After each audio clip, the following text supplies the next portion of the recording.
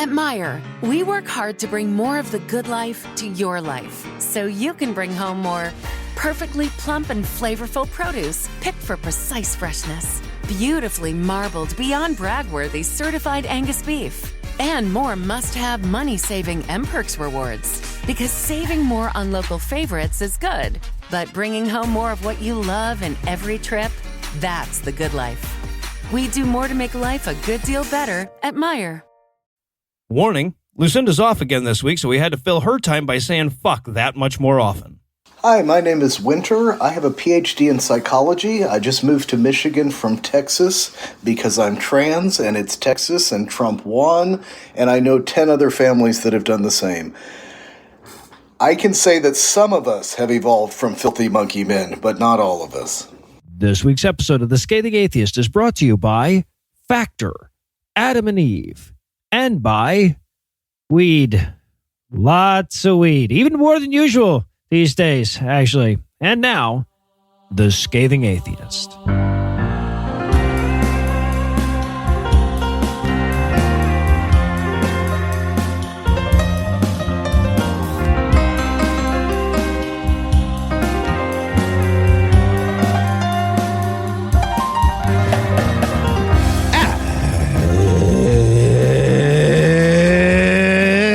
Thursday. It's January 30th. And it's National Inane Answering Machine Day. Do kids these days even know that, we have those? Probably not. I'm no illusions. I'm Eli Bosnick. I'm Heath Enright. And from Jared Kushner's New Jersey, Ann Arbor, Michigan, and Waycross, Georgia, this is The Scathing Atheist. On this week's episode, at the sound of the beep, tell us your favorite fruit. God maintains the streak of perfect inattendance. And we'll see what the other side of the aisle has to offer us. But first, the diatribe.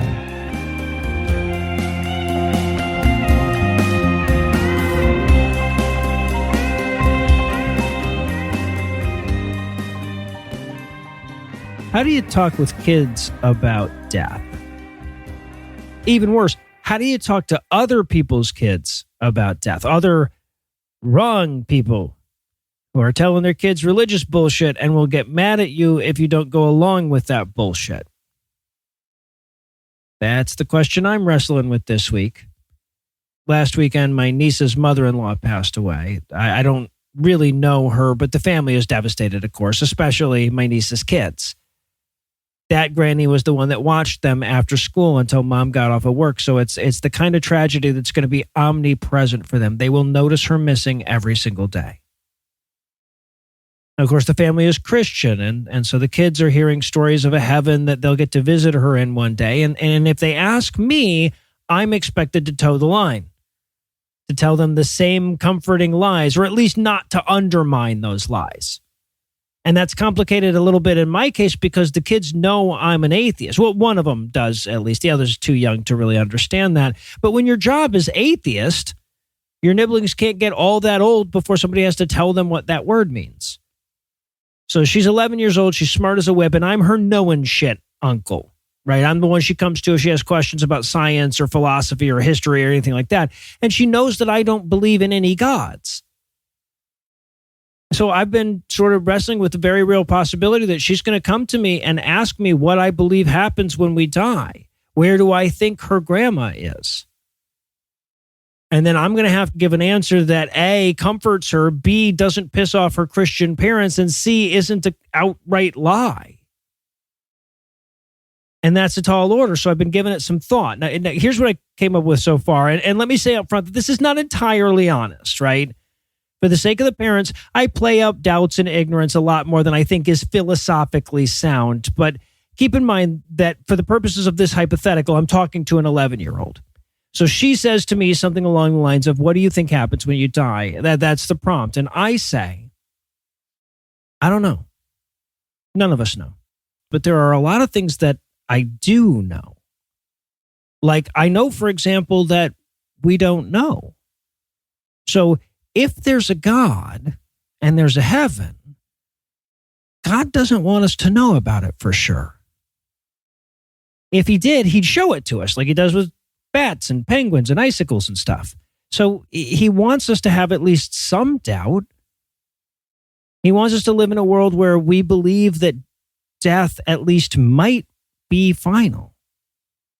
And you have to ask yourself, why would a God do that? But I have a theory. See, if we knew for sure that all the people that we lost were in heaven, we wouldn't think about them very much. We would tell ourselves, well, I'll see her in 60 or 70 years and I'll think about her again then, but between now and then I won't because it'll make me sad. But if we don't know for sure, we have to make room for them now. See, who I am doesn't just live inside of me. The part of me that you know lives inside of you. Some tiny little chunk of your brain is dedicated to me. And every time you think about me or remember something that I taught you or anything like that, it gets a little bit bigger and it gets a little bit stronger. That's how brains work. And when you think about all the people that I've met in my life and you add up all the chunks of all their brains where I live, I bet that would weigh more than my own brain. Even before you subtract out all the parts of my brain that are dedicated to you and your Aunt Lucinda and your mom and your dad and all the other people that I've met. All of that is me, collectively. Everybody's memories and perceptions of me are just as much me as I ever was. So when I die, most of me stays here on earth, tucked away in all the brains of all the people who ever loved me. And maybe that's why a God would hide heaven. Maybe he would just want to make sure that we make plenty of room in our brains for the people we've lost, just in case that's the only place they have left. They're talking about your Jesus. We interrupt this broadcast and bring you a special news bulletin. Joining me for headlines tonight are the Han and Chewie of this podcast, Heath Enright and Eli Bosnick. Fellas, you got a few parsecs to spare for the headlines? I try not to shoot first, but sometimes it just happens. And then that noise happens. All right. Well, Eli needs some money back from NYU. So while he writes them an email, we're going to pause for a word from this week's first sponsor, Factor.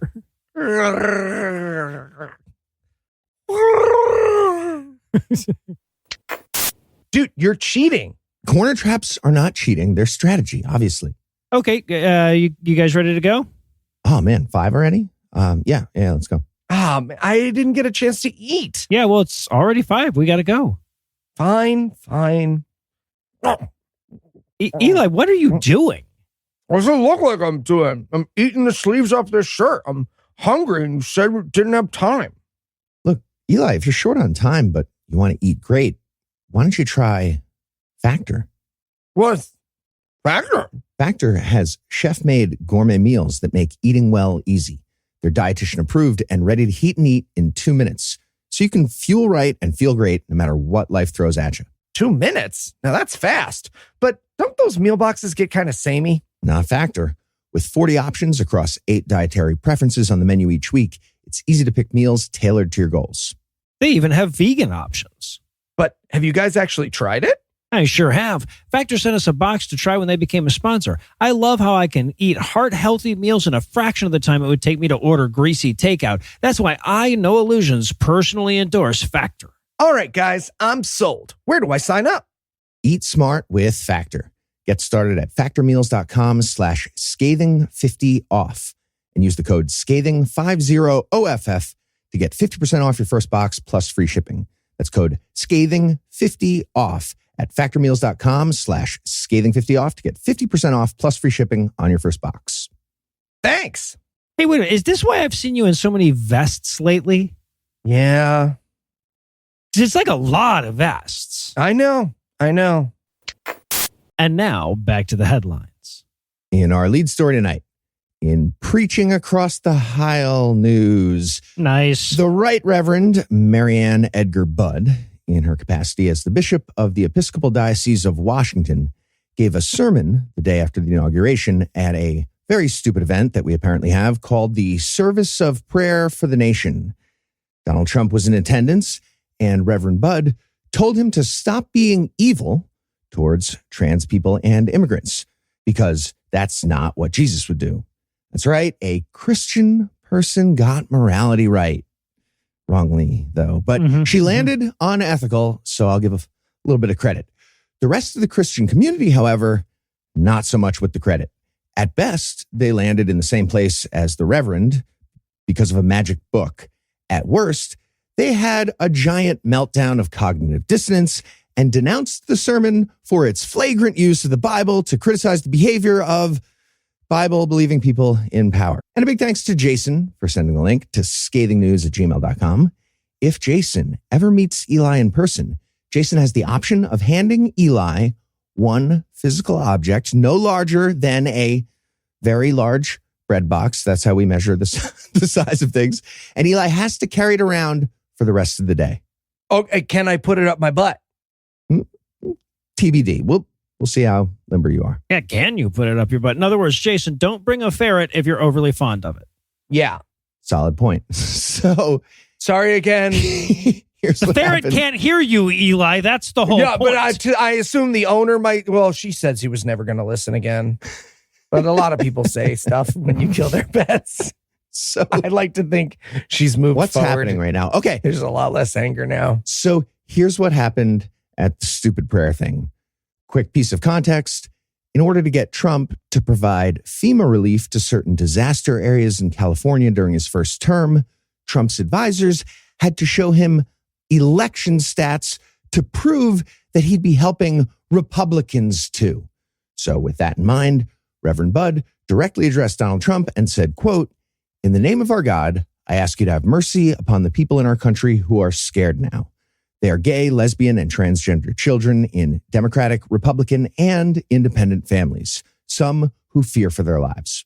Hey, Bud, love the thought here, but if you have to tell someone that their side is also afraid that you'll fascistically murder them in order to elicit some empathy, maybe you should not invite them to your special God party. There you go. Good note. So here's what we got in terms of responses to the sermon. Like I said, a handful of liberal Christian leaders gave support, but that support was based on the idea that good behavior needs to be Christ-like, which is obnoxious. But those people didn't write literally Project 2025, and they're not part of Trump's inner circle.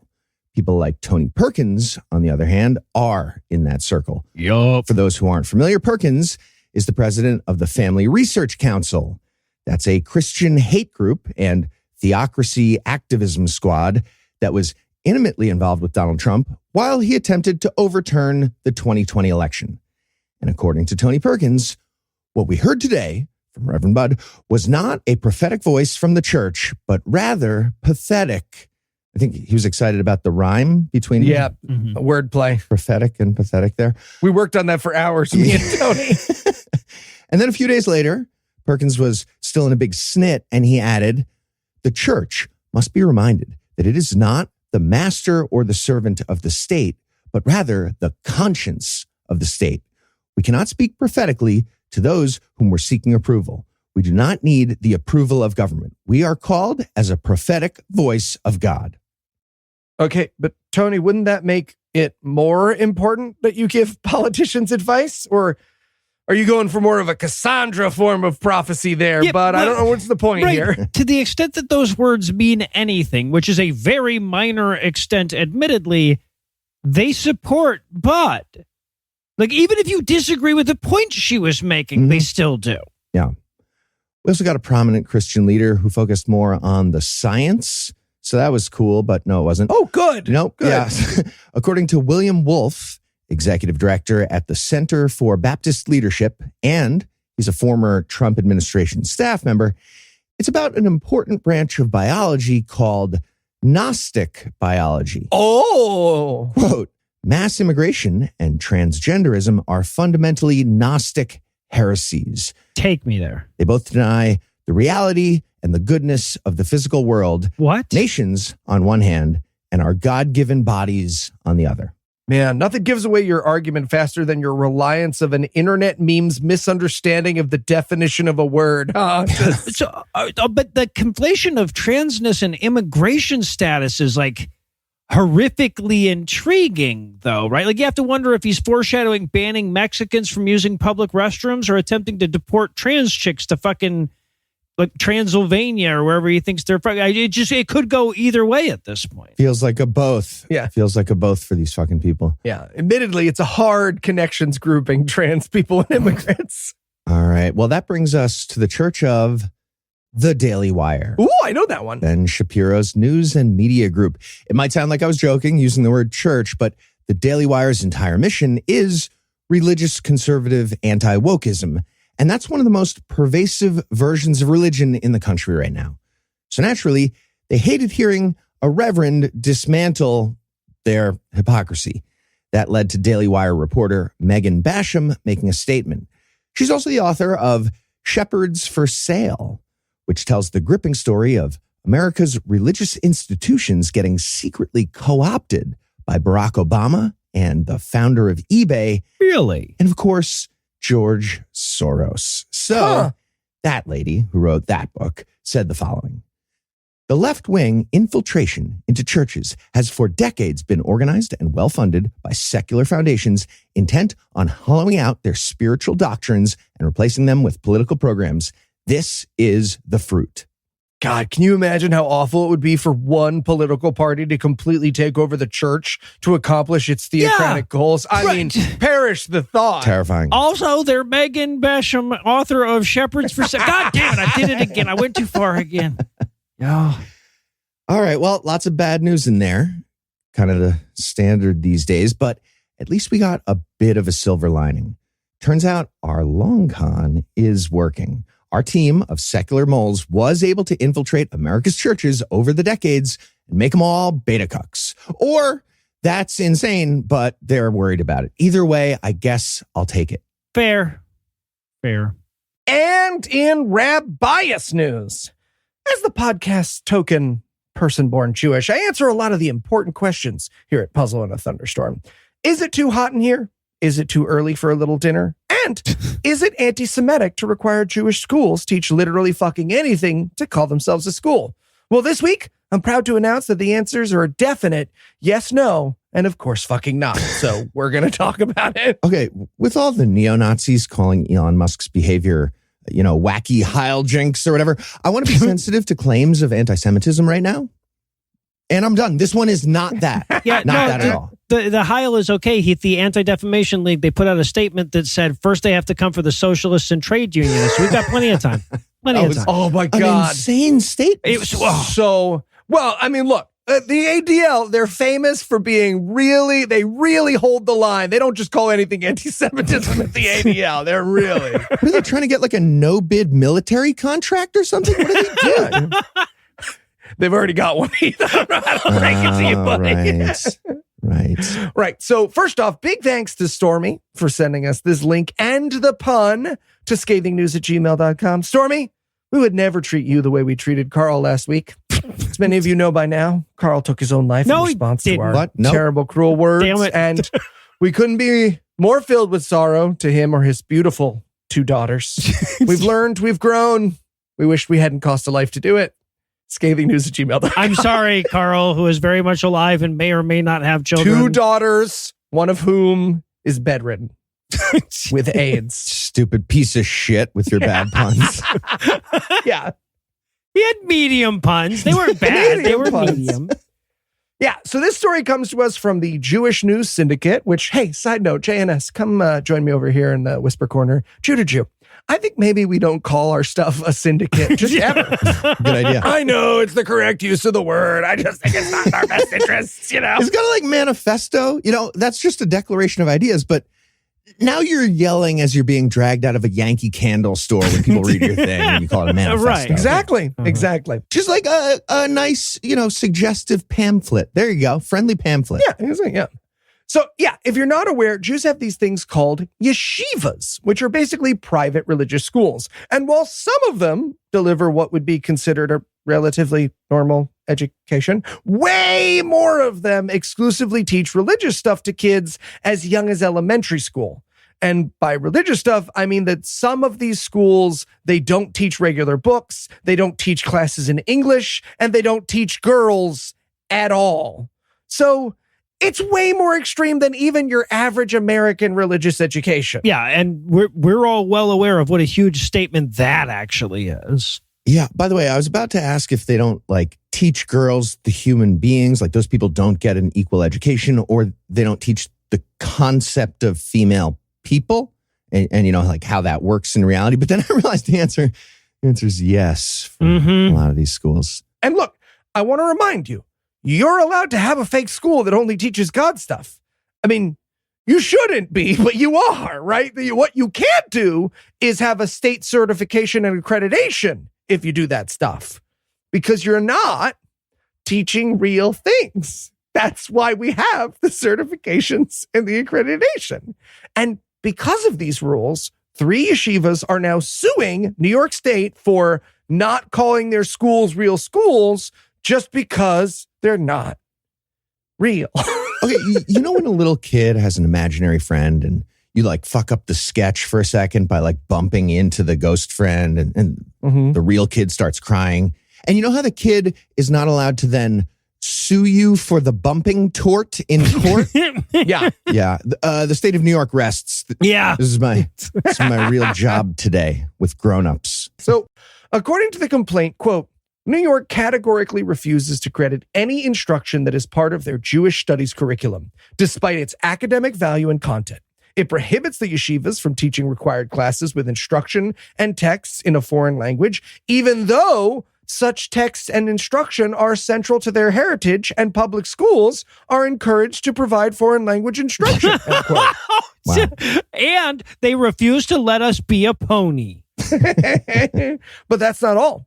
The state also imposes a, quote, government-approved reading list on the schools for the express purpose of exposing their students to a range of materials that their parents and schools wouldn't otherwise permit them to read. Education is what they just said. Yeah. Yeah. And it, quote, interferes in the process by which the yeshivas hire their faculty, and it refuses to accommodate their values as it relates to the gender profile of their classrooms. No. End quote. It interferes with nothing. They can keep doing all their stupid bigot stuff. Just they don't get a sticker from New York State at the end. They could even make their own sticker if they want. Yeah. No, and to be clear, that last one was a somehow indignant way of saying they limit our misogyny. Right? And as Heath points out, they don't. Right. But even if they were right, that's what they'd be right about. Yeah. They conclude, quote, if they, meaning the students, can't devote sufficient time to Jewish studies with instruction in their original language that utilizes primary text taught by a faculty handpicked by them to model behavior in conformity with their values and heritage while maintaining the autonomy and authority to select which material students read in a classroom whose composition reflects their principles, Use some punctuation and end your sentence, guys. then they are no longer Jewish schools, end quote. Yes, I guess. Good. Yeah. Yeah, exactly. And again, as the cast Jew, let me translate. If we're not allowed to teach nothing in a dead language to only the boys, by only the boys, it's not Judaism. And I speak for the rest of Judaism and sanity when I say, absolutely fucking not. Dang it. And on that note, we're going to take a quick break for a word from this week's other sponsor, Adam and Eve. Hey, podcast listener, I'm Noah Lugeons. I'm Eli Bosnick. And I'm Heath Enright. With Valentine's Day just around the corner, it's our job, nay, our solemn duty, to remind you each year that what your partner wants the most this Valentine's Day is fuck stuff. That's right. Fuck stuff. While other podcasts might have to cutesy-bootsy around fuck stuff with innuendo and wiggling eyebrows, we here at the Scathing Atheist can give it to you straight. Or gay, however you like it. You could have it. The point is, fuck stuff is awesome. And there's no better place to get your fuck stuff than AdamandEve.com. AdamandEve.com is a sex and sex work positive, LGBTQ affirming adult toy superstore. And right now they're offering the best deal they've ever offered. A deal, you say? That's right. Go to adamandeve.com/scathing and you can pick any 4 sex toys from their sale for just $20. Hold on. Any 4 sex toys from their sale for just $20? Any 4 sex toys from their sale for just $20. So go to adamandeve.com/scathing. It's the only way to get this offer and get your 4 sex toys from their sale for just $20. adamandeve.com. Because nothing says Valentine's Day like fuck stuff. Restaurant reservations, maybe? I'm in a good way. Oh yeah. Then fuck stuff. Okay. Fuck stuff. And finally tonight, In Isidore opening, Isidore closing news. Phenomenal. Thank you. I'm so proud of that. I messaged my friends about that one. I've got a bit of depressing. I didn't see mine. Mine must have gotten lost. Yeah, no, I was saving. I wanted you to hear it on the record. That's cool. Morgan, can you cut all the crying? I have a bit of a depressing update to offer you. You're going to remember how last week when we were talking to Jeffrey Blackwell, legal director of American Atheists, he talked about how they had to be careful not to challenge some theocratic laws for fear that the Supreme Court would create a terrifying precedent that would further erode our religious freedoms. And you'll also remember how on episodes 523, 524, 593, and 601, we talked about the state of Oklahoma trying to publicly fund the St. Isidore Catholic School by calling it a charter school. So last week the Supreme Court agreed to hear the appeal on that one. Cool. Yeah, not so much a branch of government anymore, more like HR for Christ-themed grievances. That's about all they do. Yeah. Okay, does any of those history nerds out there know how we ended theocracy the last time it was in charge? I think I remember it was in France, but the details... There's a bunch of them. There's a bunch of those. Foggy. Yeah. So if you remember this story... I got a sharpening stone recently. For anything... It will probably be Oklahoma Attorney General and man whose name would be out of place anywhere but for closing on the family farm in a Dust Bowl era docudrama, Gentner Drummond. He's the unlikely secular hero who stood up to this ridiculous effort by reminding Christians that they were creating a precedent that could be used to force them to pay for Muslim schools. And ultimately, the Oklahoma Supreme Court backed him up on it in a 7-1 decision that read, in part, fucking duh. Yeah, and I feel like the one vote against was probably some old white guy who didn't really get it. He was like, okay, but we'll just ban the Muslim people here in Oklahoma. Don't we already do that? Uh-huh. And if not, it goes to Christ HR. We're all good, right? Yeah. And then the other old white guys were like, dude, you're doing the scam wrong. Whatever, fine. 7-1 is fine. It doesn't matter. Yeah. I already stamped it. God I already damn it. stamped it. I'm not going to cross it out. It looks weird. So there is no element, of course, of religious jurisprudence so settled that the Holy Roman Apostolic iteration of the Supreme Court wouldn't like to revisit it. So they're taking up this case, which they'd have no reason to do if they didn't want to overturn the motherfucker. And to be clear what we're talking about, this is a school that, because of religious exemptions to non-discrimination rules, would be allowed to fire teachers for being pregnant or gay or living in sin. They'd be able to deny students based on their gender identity or sexual orientation. They would not require teachers to be certified in any fucking way. And they would not have to abide by state-sponsored curriculum. It's a thing that shouldn't even be allowed to exist. And their goal is to force Oklahomans to pay for it. Yeah, all to the detriment of their public school system. Yes. I mean, it's ranked 44th out of 50, so they got a cushion, but like, I don't think it's a good idea either way. I bet their fucking Oklahoma students couldn't tell you how much of a cushion based on that information you gave them. It's fair. Right. The thing to remember about this case is that they're not fighting for their thing that should be illegal to be legal. They're fighting for their already legal thing that should be illegal to be paid for by you. Yes. You should pay for it. Yep. Mm-hmm. Now, ultimately, there are actually two levels of bad here in terms of the outcome. The less bad is that the SCOTUS sides with the school and says that it isn't unconstitutional for the state to fund it. That's a lie and it's a disaster. That was the good news version? Yes, that's right. That's the good news version. Optimistic, sunny, no illusions. Cool. Well, right. But, no, because the prediction is the bad one, which is that the SCOTUS decides that denying the school the money is unconstitutional and that the state must fund it, which, based on what we saw in Maine, seems like the more likely outcome. So it's entirely possible that the end result of this case is that all religious schools are suddenly publicly funded, at which point all non-discrimination laws and laws about educational standards are moot. They're optional. Cool. Yeah, essentially, Christ HR would declare the Establishment Clause of the First Amendment to be canceled because it's a macro aggression against our Lord and Savior. That's what's happening. Yeah, no, that's really the world we're living in. Now, of course, there is still a narrow path to victory. Ooh. That is maintenance of the status quo. No, Eli, no, we'll beep that out. Oh. Amy Coney Barrett has apparently recused herself from this case. She hasn't officially stated why, but she has a relationship with somebody who's been representing the school, so it's probably that. Regardless, that's a sure vote for theocracy they won't have. That being said, you could probably get Noah Has to Love Jesus through this court with a 2-vote majority, so I'm certainly not holding out a lot of hope. No. And with apologies that we've apparently exited the era of light, wacky stories to close the headlines, we're going to wrap it up there. Heath, Eli, thanks as always. Umaji. And when we come back, Heath will tell us about some of those other tabs he has open.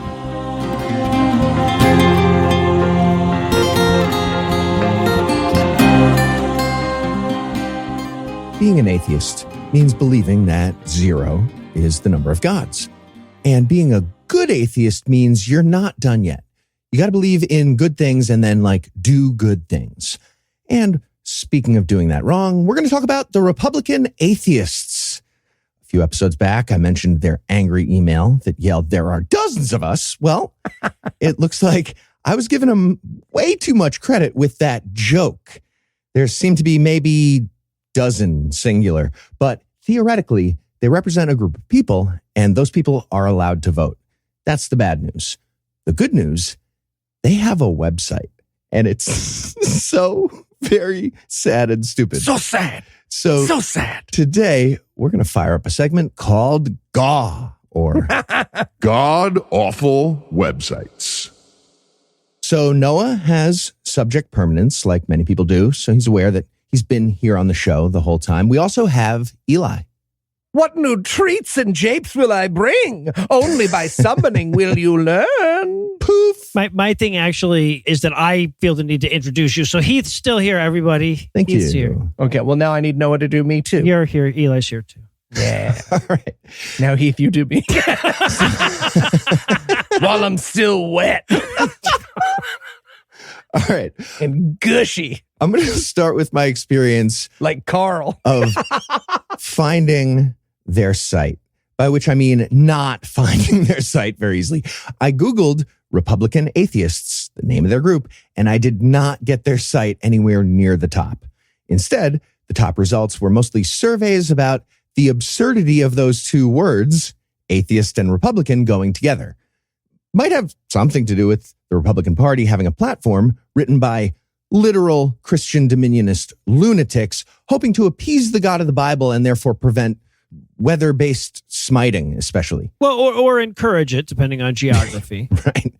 And of course, those people want to oppress anyone who doesn't go along with God's law. All that being said, these atheist Republican people do exist somehow. According to the numbers I found, approximately 1 in 20 Republicans describe themselves as atheist or agnostic. For Democrats, it's about 1 in 5. Yeah, and that's just the ones who admit they want to kill God, right? Mm-hmm. Okay, so we'll get to the tragic site of the Republican atheists in a minute. But Geosepot. it's so sad. But first, we're going to talk about Pew Research, which has much better SEO based on the title of the Republican atheists group. Pew Research has earned it. In terms of demographic breakdown, Republican atheists have Gen X as their biggest cohort, and the overall group is about 70% male and 84% white. It is similar for atheist Democrats, but we're a bit younger, less male, less white, we make more money, and we have more education. So big picture, the prototype for the average Republican atheist is, in fact, a mildly educated, middle-aged white guy who's mad about something stupid and whose family doesn't care for him. And I posted an example, which happens to be the headshot for one of the board members of the group we're going to talk about. Yeah, he looks like if you asked AI to generate guy who ruins a school board meeting. Right. Yeah, I don't know the context of this photo, but my guess is that this man just got done telling you how racist his supervisor is against white people. He sure has. So I scrolled down past the demographic surveys and the questions on Reddit and Quora that they sounded like nature enthusiasts on Nat Geo wondering about this curious species called Atheistus republicanus and what that might look like. And one article from USA Today entitled, "Can you be an atheist and a conservative? I'm proof you can." So a little bit of evidence. Spoiler for the rest of this segment, the secret is racism. Yeah. Well, you know how they say a libertarian is a conservative with a bong? Right. A Republican atheist is a libertarian who doesn't smoke weed, right? So after all that stuff, at result number 8, if you don't count Reddit and Quora threads, I found RepublicanAtheists.com. The landing page starts with their About section, and it says, Republican Atheists was founded in 2017. This group is for those who identify as atheist, agnostic, secular, and related, and are registered Republicans or take interest in the Republican Party. Republican, end of section. It just says Republican. I get it. You wanted a list of 3. Noah and Heath aren't around to check your spelling. It can be tough. All right, but we take an interest in the Republican Party. We write headlines about them all the time. I feel like we have chapter presidencies in our future, guys. We sure do. You're damn fucking right. We do, no illusions. Their landing page also has a collection of links to organizations they believe are allied with the idea of atheist conservatism. That includes the Victims of Communism Memorial Fund, gunsafety.org, and Turning Point USA, or TP USA. That's the conservative propaganda squad founded by Charlie Kirk that advocates for more freedom, which is very often synonymous with Christian religious freedom to do bigotry. Atheist stuff. Mm-hmm. They also have a link to friendlyatheist.com, which is run by friend of the show, Hemant Mehta. Hemant is not a Republican. Oh, I actually reached out to Hemant, and here's what he had to say about the Republican Atheists. Quote, it's a group that pretends to represent a quiet but growing demographic, but does absolutely nothing to highlight why atheists should be Republicans, nor do they challenge all the Christian nationalism in the GOP. I'm not just mad because they're Republican. I'm mad because the group is completely incompetent at doing its one job. Yeah. Right. No, lest it get lost in the discussion, it would actually be really useful to have an effective group of Republican atheists trying to tamp down the theocracy in Republican circles. Instead, we have a group of idiots trying to tamp down the liberalism in atheist circles. Yeah, pretty stupid. But if anyone out there is listening and you're interested in sponsorship. Oh, I am. Mm-hmm, the Republican Atheists do have advertising opportunities available. Buy a page in the program. Based on the advertising section of their homepage, it appears they're already working with a company. I think it's called Advertise Here, but I imagine they'd be open to new clients. When I went to their site, my ad blocker thanked me for the night off and called its girlfriend. Yeah. All right. Let's meet the leadership team. First up, we have founder and president Lauren L. According to her bio, L has identified as atheist for over a decade and registered as a Republican in 2015. She was born and raised in Southern California and currently lives in Sweden most of the year. So next up on the leadership team, we have Sean Polson. Shawnee Paul? Yeah, he's listed as a board member and correspondent, but you can't read about that until you scroll through an entire page of his ridiculous Yes. oversized headshot that he didn't know how to resize for the website. Oh, it's even worse on mobile. The opening line of the intro is reduced to a 4-character wide column along the right side of the page. I included a picture. Oh my God. It's only 3 letters if there's a capital in there. And Sean, by the way, is the prototype of the middle-aged white guy whose family doesn't like him from earlier. And here's the bio for Sean. Hello. Hi, Sean. and by the way, and yes, on mobile, hell and O exclamation mark are on separate lines. It's the mess. He continues. We can't write this. He continues after greeting us all.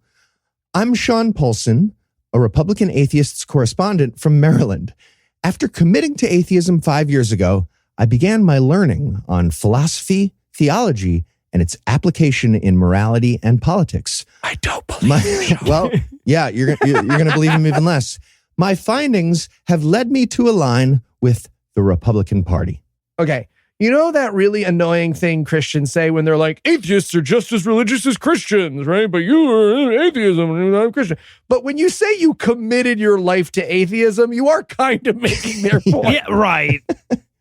And rounding out the leadership team, we have a board member named Vacant, another board member named Vacant, the director of election affairs, that's a person named Vacant. Oh, that could be me. The regional manager for the Northeast same person, vacant. I'll take a both. The regional manager for the Midwest, vacant. The regional manager for the South, Yep. Sean Polson. Oh, God, I'm so sorry. And you can do the election one. Well, okay. And the regional manager for the West, vacant. Oh, I need to move. Okay. In addition to the give that one to response Thomas. from Emmett that you already heard, he also added the leadership team, and he put leadership in quotes, has more vacancies than members. Who on me. Make sure I knew that. And the math does check out. So you're saying I have a chance because I don't identify as a member of the Republican Party or interested in it, but I might be convinced to be Republican ellipsis.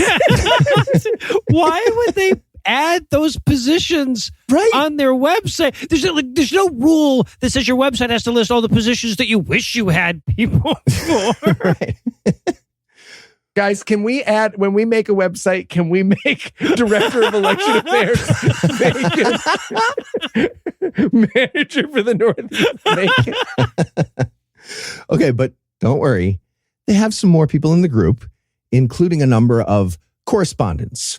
The correspondent for Illinois, New York, North Carolina, and Rhode Island is a very busy person named Vacant.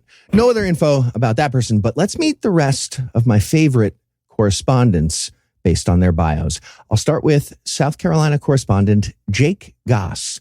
According to Jake, I live in Myrtle Beach and work in the construction industry. I'm a father of 2 children still in school.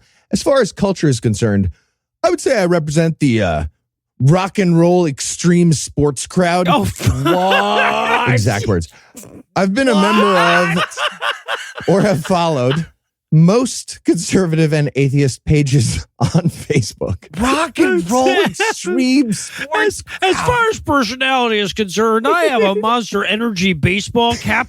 So, Okay, it's very obvious from these bios that Lauren just messaged everybody in the Facebook chat asking them to introduce themselves. And then she just fucking pasted those answers onto the WordPress website, didn't she? sure did. Next up, Arizona correspondent Scott Root. I've been a registered Republican since 1973. That's over 40 years. Yes, it is. Cut to Sean Paulson double checking on his fingers. I'm affiliated with a local Republican club, and I've attended numerous conservative events. I've been self-employed since 1983.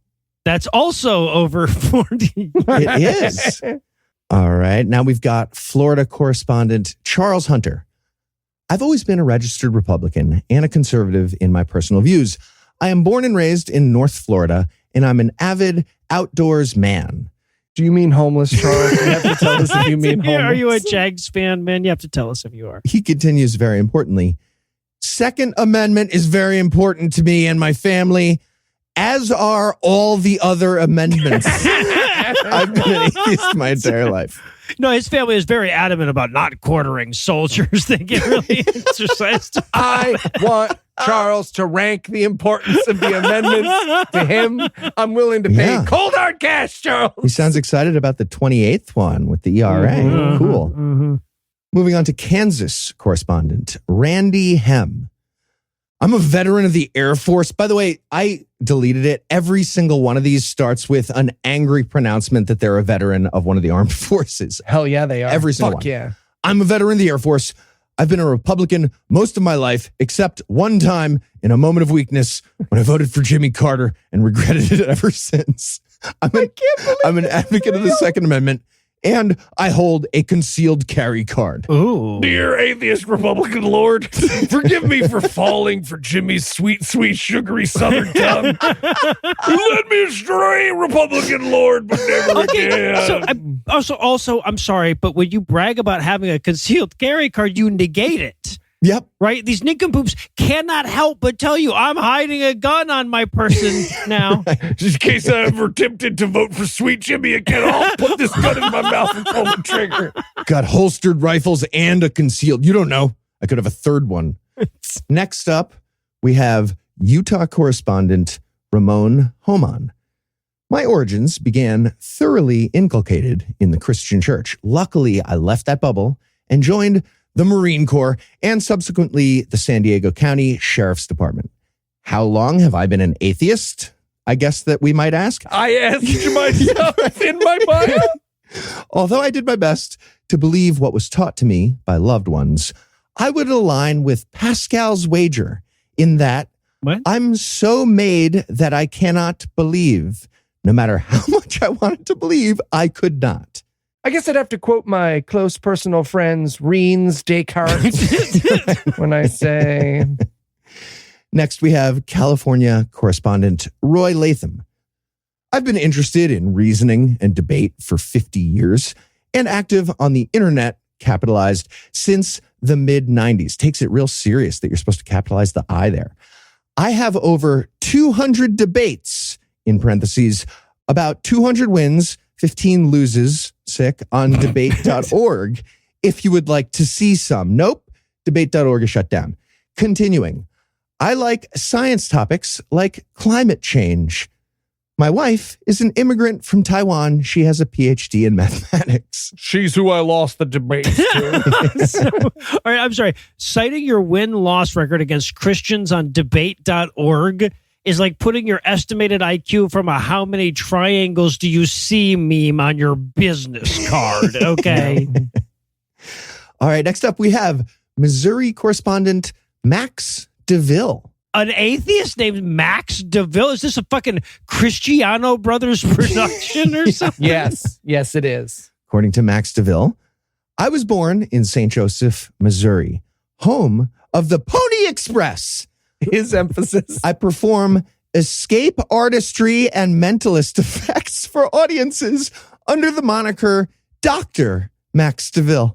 Okay. Oh. There is literally no sign of this person on the internet, but at least I know who I square up on the opposite side of during our ruffle, right? Like it's obviously me and Dr. Max Devil. Well, no, clearly.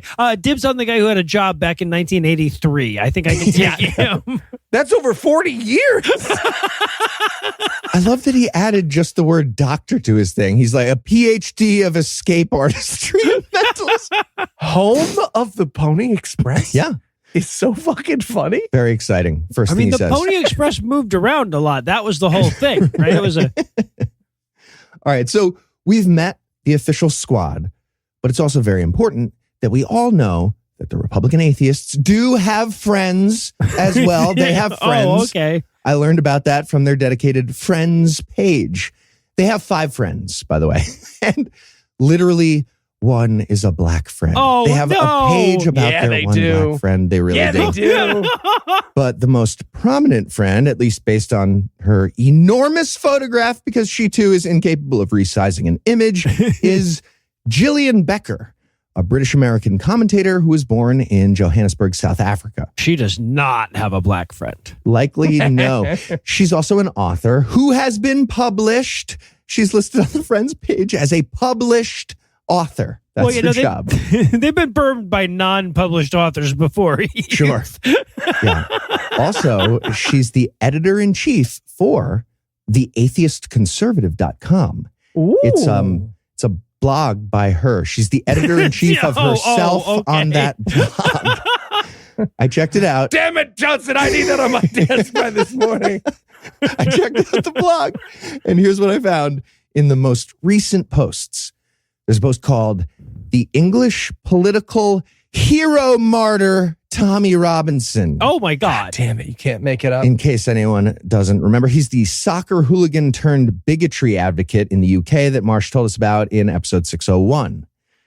We also had like the hero martyr, really? Sorry, wow. The warrior poet of bigotry. You couldn't write it better. Of ever. the UK. Wow. There was also a post called What Trump's Glorious Victory Could Mean. Exciting. Probably the end of your blog, right? And the most recent post, President Trump bestrides the world. Bestrides, huh? Bestrides it. And Becker said of his presidency, quote, "It's going to be wonderful to watch. It's going to be a golden Encouraging, shower. exciting. People, sick, everywhere are rightly in awe of the most powerful man in the world, who is also friendly, dependable, though totally unpredictable. That doesn't make any sense. Proud, but with no snobbery in him, and with a glorious sense of humor all his own." If we could not write about our preferred presidential candidate like I wrote about Edward Cullen when I was 13, that would be great. That would be really great. And by the way, their good friend, Jillian Becker, who is 92 years old, by the way. That's over 40 years. You beat me to it. She also served on a committee within the UK Parliament that advised Prime Minister Margaret Thatcher on terrorist issues. So, nailed it. No troubles there at all. Yeah, right. And Becker is best known for a book she wrote called Hitler's Children, that I'm sure everyone remembers as the Newsweek Book of the Year for Europe for 1977. She also left the honorary board at FFRF, but not on purpose. It was just a strong wind blew her Oh, okay. There you go. Yeah. out of the room. Yeah, I think the book is anti-Hitler, but like we don't know for sure. I really don't know.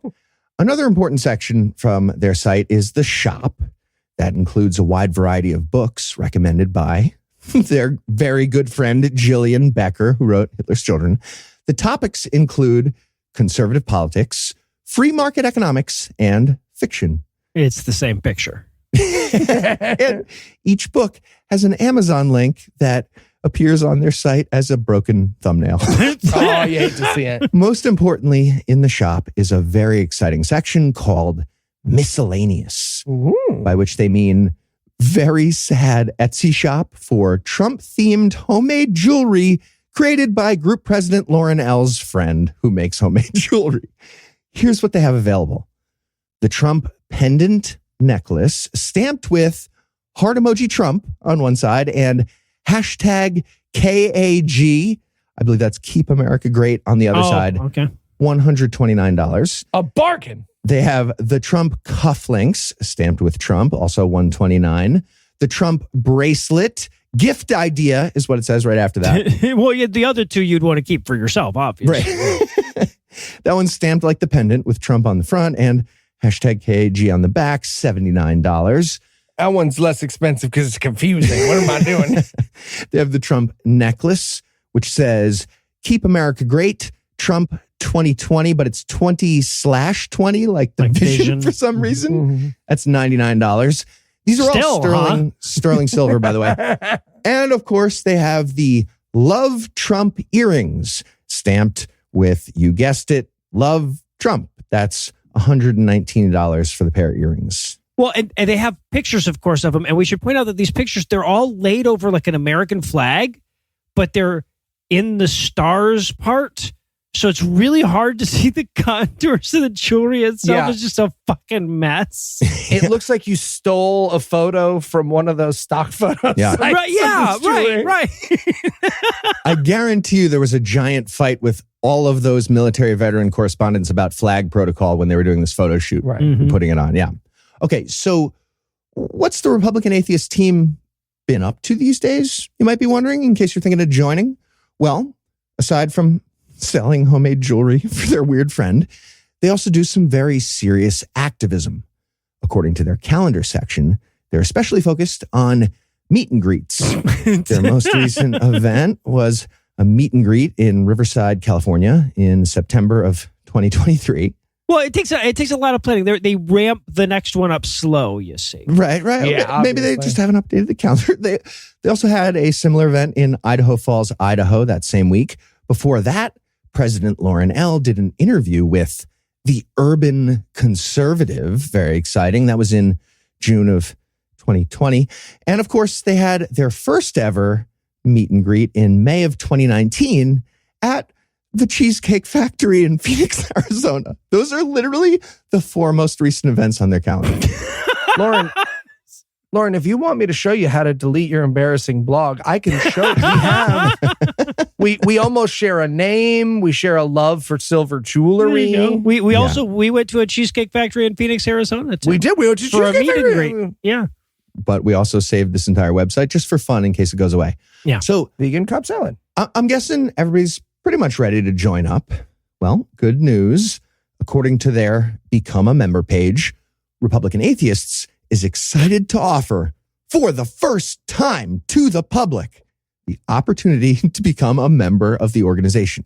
Where did they get their members before they added the public? I have no idea what that means. Audition only. They just did like a long secret run up to it. Weird way to do an organization. They only have 2 requirements, though, for the public, which can now get into it. One, Okay. you have to identify as an atheist. Oh, Check. And 2, you have to be a registered Republican and or align with the Republican Party. Oh, damn it. They've changed their minds on just Republican ... I mean, align with them on what? Not clear. And membership does come with perks. In addition to having exclusive access to their official private forum. I want access to the private forum so bad. There's no amount of money they could ask that I don't want to pay. Well, spoiler, it's not a lot. No. But in addition to that exclusive access, you also get extra power. It says Republican Atheist members' input will be recognized more than input from the general public. They fucking hate the public. And it's only 35 American dollars a year, Eli. We almost can't afford not We to. cannot Yes. afford not to take them over just for fun. I think they have Oh, 2 shit. board members. We win.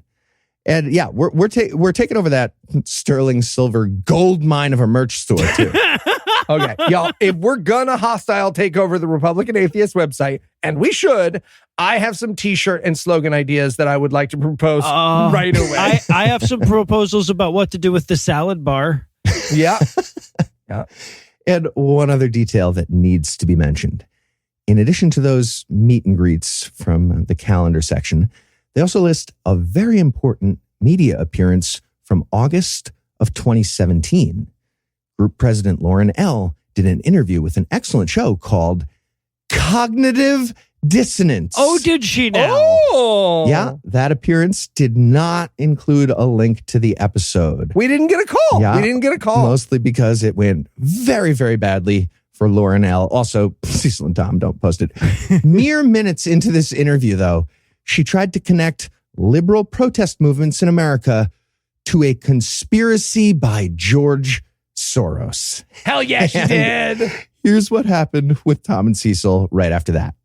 Billionaires like George Soros. George Soros, there he is. I knew he was going to make a pitch. I knew it. George Soros, welcome to the program, George Soros. Okay. Thanks so much. Hey, we're done with this. This is the dumbest interview I've ever done in my entire life. This is We're very nonsense. sorry. I'm done. Take care. Bye. Bye. Such a delightful fucking hang up. I love it. George Soros, welcome to the show. It's so good. All right. Well, thanks for taking that absurd journey with us through the online world of Republican atheists and their mangled HTML on geocities.yikyak or whatever the fuck it was.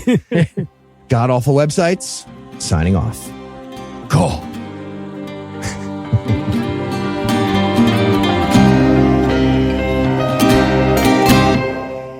Before we make way for the copyright tag this week, I want to remind everybody that in-person meetups of like-minded people have never been more important. I know a lot of you who came out of oppressive churches avoid meetups for psychological reasons, but if you can join a skeptics group or an atheist group or a secular group or a liberal group or whatever that doesn't rely on the good graces of Mark Zuckerberg to get together, there's never been a better time to do it. Anyway, that's all the blasphemy we've got for you tonight, but we'll be back in 10,022 minutes with more. If you can't wait that long, be on the lookout for a brand new episode of our sister show's Hot Friend GodAwfulMovies, debuting at 7 Eastern on Tuesday, and an even newer episode of our half-sister show Citation Needed, debuting at noon Eastern on Wednesday.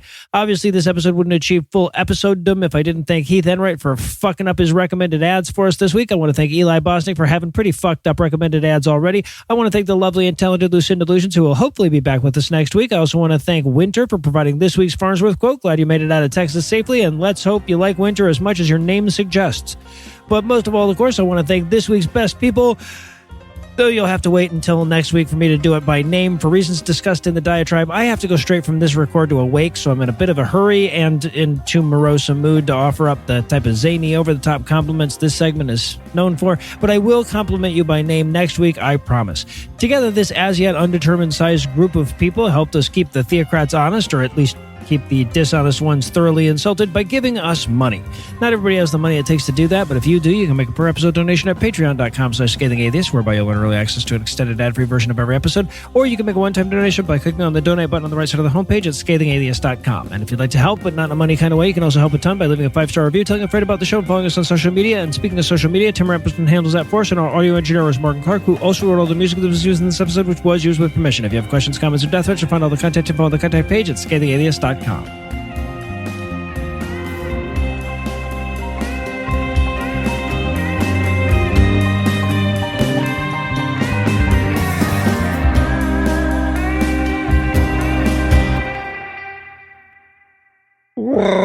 There it is. I got you it. finally got it. You got it. finally got it. Nope, now you lost it.